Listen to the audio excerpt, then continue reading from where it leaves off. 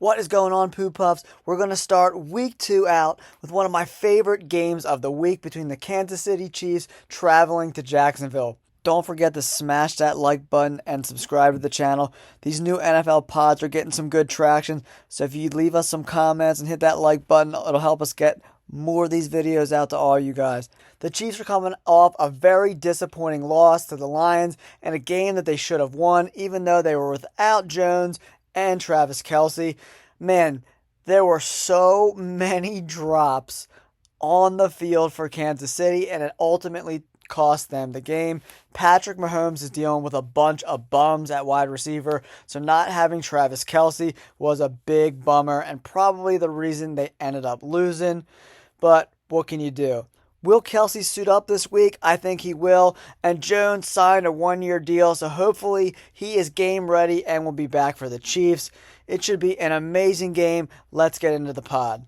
The Jags are coming home after beating the Colts on the road in a game that was way closer than it ever should have been because the Colts are absolute bush. Trevor Lawrence came out running the option plays and the signature RPOs from head coach Doug Peterson. This is a potential statement game for the Jaguars. If they can come out and beat the Chiefs, it's really going to make a statement and cementing their chances of getting back to the playoffs and making a deeper run. This past weekend, Trevor Lawrence went 24 for 32 for 240 yards, 2 TDs and 1 pick, and he was sacked twice. He looked pretty good. The kid's got a stellar arm, and man, his wide receiving crew is an absolute monster, man. They are so freaking good with Calvin Ridley and Zay Jones, and Christian Kirk is no slouch either. Man, this wide receiving crew went off. Ridley was stunning in his return to the NFL. 8 catches, 101 yards, and a touchdown. Man, this core between those three guys has a chance to be special, especially when you add Evan Ingram into the mix. He is a stellar tight end who's got great hands, and I do think Ingram has a chance to be a top 5 tight end in the NFL if he can stay healthy.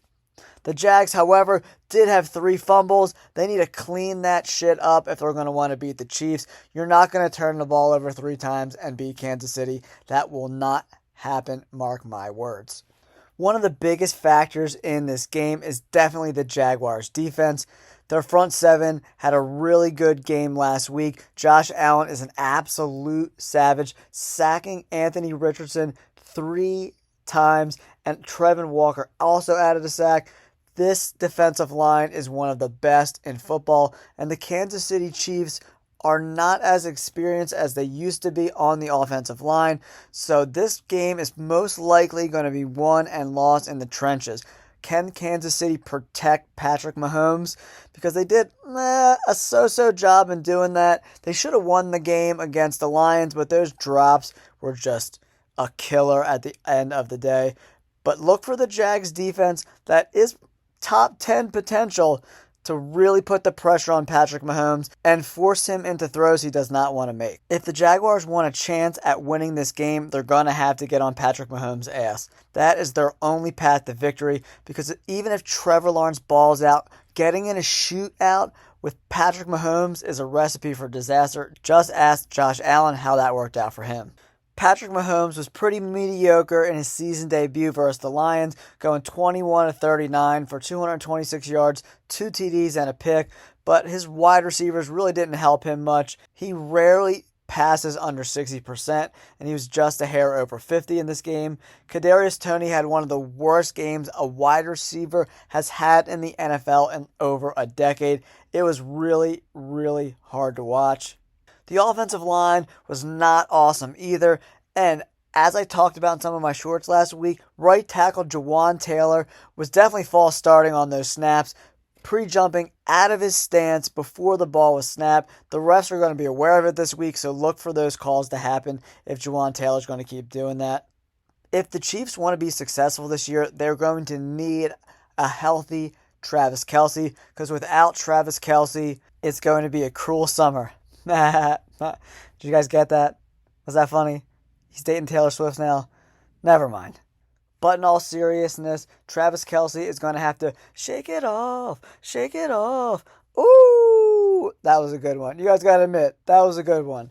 But seriously, he's really going to have to shake off this injury bug if the Chiefs want to return to, I think it's a 6th consecutive AFC Championship game, because without Travis Kelce, they have no shot at making the Super Bowl or even making the playoffs. I think this is going to be an extremely competitive game and one that's probably going to be the best football game of week 2.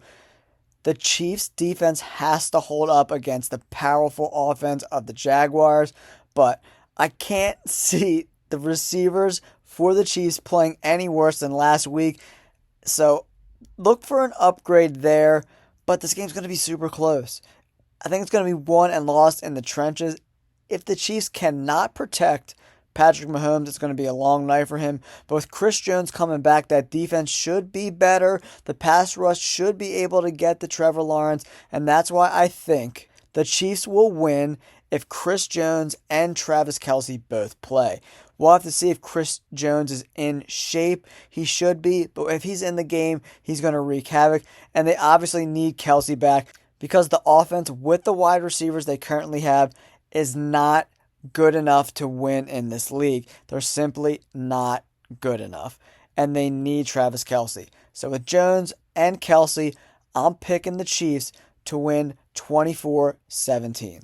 Let me know in the comments below, who do you think is going to win this game? If you haven't yet, subscribe to the channel. I'm going to break down as many games as I can this week. And we went 4 for 4 on our bets last week. We absolutely crushed it. Like, subscribe. Peace out, Poo Puffs.